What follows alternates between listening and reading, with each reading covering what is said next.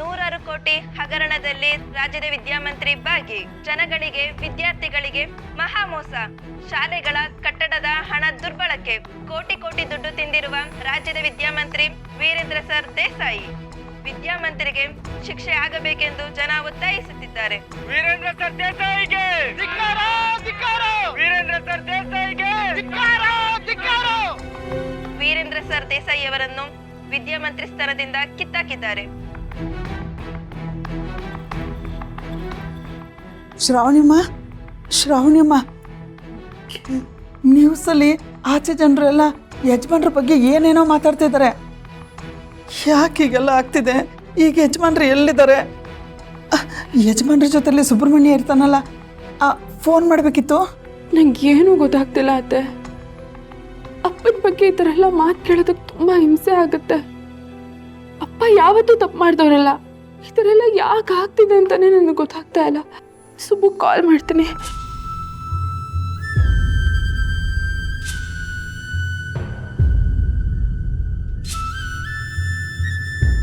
ಏನಾಯ್ತು ಶ್ರಾವಣಿಯಮ್ಮ? Subbu call receive ಮಾಡ್ತಿಲ್ಲ ಅತ್ತೆ. ಮಾಮಗೆ ಒಂದ್ಸಲ ಮಾಡ್ತೀನಿ.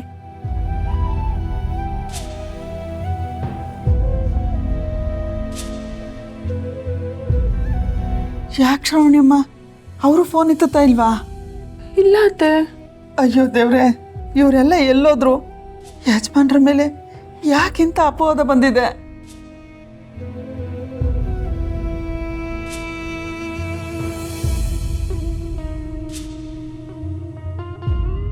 ಹೆದರಬೇಡಿ ಶ್ರಾವಣಿಯಮ್ಮ. ಗುಡುಗು ಮಿಂಚು ಸಿಡ್ಲು ಬರ್ತಿದೆ ಅಂತ ಹೆದರ್ಕೊಳ್ಳೋಂಥ ಅವಶ್ಯಕತೆ ಇಲ್ಲ. ಗುಡುಗು ಮಿಂಚು ಬಂದಮೇಲೆ ಹಿಂದೆನೇ ತಂಪಾದ ಮಳೆನೂ ಬರುತ್ತೆ. ಈ ಭೂಮಿ ಮೇಲೆ ಕೆಟ್ಟವ್ರನ್ನ ಬೈಯೋದಕ್ಕಿಂತ ಒಳ್ಳೆಯವ್ರನ್ನ ಬೈಯೋ ಜನನೇ ಜಾಸ್ತಿ. ಹಾಗಂತ ಒಳ್ಳೆತನ ಸೋಲುತ್ತೆ ಅಂತ ಅನ್ಕೋಬೇಡಿ. ಕೆಟ್ಟತನದಲ್ಲಿ ಮೆರೆಯೋರು ಹಂಗೆ ಮರೆಯಾಗಿ ಹೋಗ್ತಾರೆ. ಒಳ್ಳೆತನದಲ್ಲಿರೋರು ಒಂದಲ್ಲ ಒಂದಿನ ಗೆದ್ದೆ ಗೆಲ್ತಾರೆ. ಯಜಮಾನ್ರನ್ನ ಅವ್ರ ಒಳ್ಳೆತನನೇ ಕಾಪಾಡುತ್ತೆ. ನೀವು ಧೈರ್ಯವಾಗಿರಿ. ಅಪ್ಪನ ಬಗ್ಗೆ ಇಷ್ಟೆಲ್ಲ ಅಪಪ್ರಚಾರ ನಡೀತಾ ಇದ್ರು ಸುಬ್ಬು ಆಗಲಿ ಮಾವ ಆಗಲಿ ಯಾಕೆ ಕಾಲ್ ರಿಸೀವ್ ಮಾಡ್ತಾ ಇಲ್ಲ? ಮನ್ಸಿಗೊಂಥರ ಸಂಕಟ ಆಗ್ತಿದೆ. ಅಪ್ಪಂಗೆ ಏನಾದರೂ ತೊಂದರೆ ಆಗಿರ್ಬೋದಾ?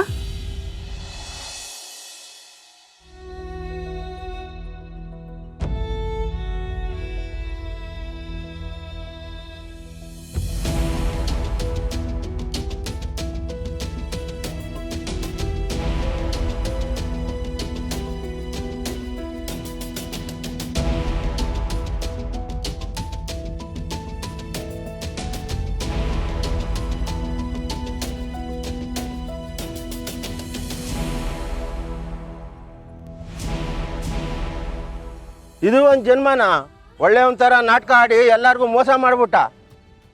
ಚಿಕ್ಕ ಮಕ್ಕಳು ಜೀವನದಲ್ಲಿ ಆಟ ಆಡ್ತಾನಲ್ಲ, ಸ್ಕೂಲ್ ಕಟ್ಸೋಕೆ ಕೊಟ್ಟಿರೋ ದುಡ್ಡೆಲ್ಲ ನುಂಗ್ ನೀರು ಕುಡ್ದವನೆ. ಇಂಥವ್ನಿಗೆ ಹೋಗಿ ನಾವು ಓಟ್ ಹಾಕ್ತೀವಲ್ಲ ರೀ. ನಡೀರಿ ಹೋಗೋಣ.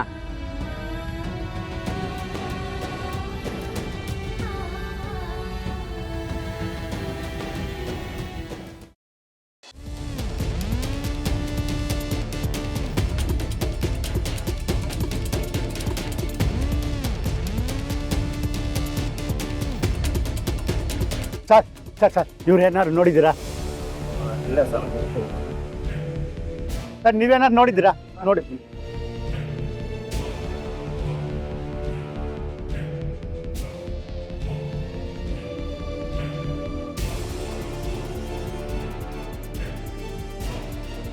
ಸರ್ ಸರ್ ಸರ್ ಸರ್ ಇವ್ರು ಏನಾದ್ರು ನೋಡಿದ್ದೀರಾ ಸರ್? ವಾ ಇವನಾ ಮಾಜಿ ಎಜುಕೇಶನ್ ಮಿನಿಸ್ಟ್ರು. ಹಾಂ ಹಾಂ ನೆನ್ನೆ ಅಂಗಡಿ ಹತ್ರ ಬಂದಿದ್ದ, ಸರಿಯಾಗಿ ಉಗಿದ್ ಕಳಿಸ್ದೆ. ಅಯ್ಯೋ ಹಾಗೆಲ್ಲ ಹೇಳ್ಬೇಡಪ್ಪ. ಇನ್ನೇನ್ ಮತ್ತೆ ಇಂಥವ್ರು ಉಗಿದಿರಾ ಕರೆದು ಪೂಜೆ ಮಾಡ್ತಾರಾ? ಛೇ ಬಿಡ್ತು ಅನ್ನಪ್ಪ. ಎಲ್ಲೋದ್ರು ಅಂತ ಗೊತ್ತಾ? ಇಲ್ಲೇ ಪಕ್ಕದ ರೋಡಲ್ಲಿ ಹೋದಂಗಿತ್ತು ನೋಡಿ. ಹೌದಾ? ಯಜಮಾನ್ರು ಎಲ್ಲೋದ್ರು ಏನೋ ಫೋನ್ ಮಾಡಿದ್ರಿ, ಫೋನ್ ಎತ್ತುತ್ತಾ ಇಲ್ಲ. ಅಪ್ಪ ಏನಾಯ್ತು? ಯಜಮಾನ್ ಹೇಳಿದ್ರೆ ಅಂತ ಗೊತ್ತಾಯ್ತಾ? ಆ ಅಂಗಡಿಯವ್ನು ಹೇಳ್ದ ಈ ರೋಡಲ್ಲಿ ಎಲ್ಲೋ ಹೋದ್ರಂತೆ, ಬಾ ಹುಡ್ಕೋಣ. ಹೌದಾ? ಹಾಂ ಬಾ.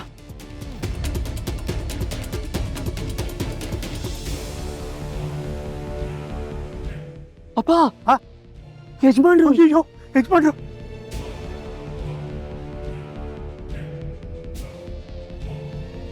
ಯಜಮಾನ್ರೆ ಯಜಮಾನ್ರೆ ಯಜಮಾನ್ರೆ ಏನು ಯಜಮಾನ್ರೆ ಇದಲ್ಲ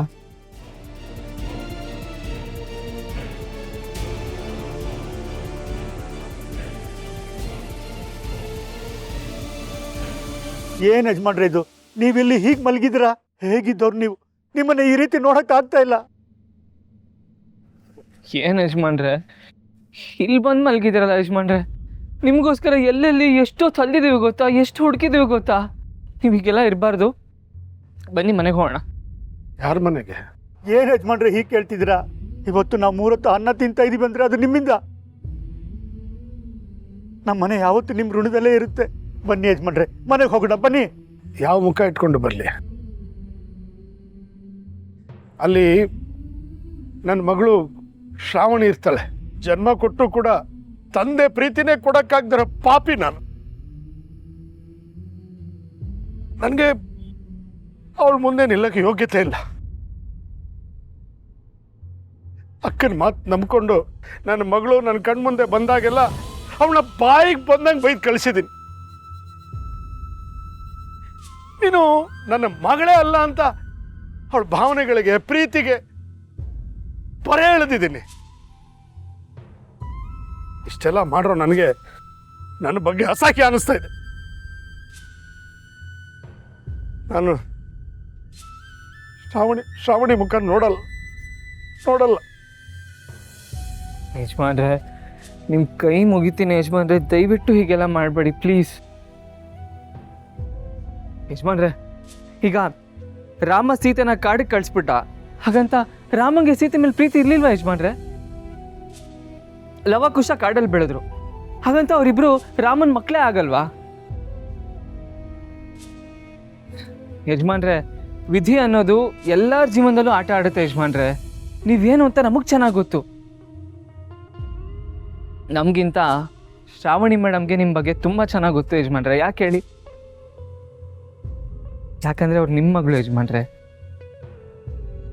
ಪ್ರೀತಿಲಿ ವಿಶ್ವಾಸದಲ್ಲಿ ನಿಮ್ಮಷ್ಟೇ ಗುಣ ಇರೋರು. ಇದುವರೆಗೂ ಏನೇನು ನಡೆದಿದೋ ಎಲ್ಲ ಮರ್ತು ಬಿಡಿ ಯಜಮಾನ್ರೆ. ದಯವಿಟ್ಟು ಮನೆಗೆ ಬನ್ನಿ ಯಜಮಾನ್ರೆ ಪ್ಲೀಸ್. ನಿಮ್ಮ ಮಗಳಿಗೆ ಪ್ರೀತಿ ತೋರ್ಸೋಕ್ಕೆ ಸಿಕ್ಕಿರೋ ಅವಕಾಶ ಇದು, ಹಾಗನ್ಕೊಳ್ಳಿ.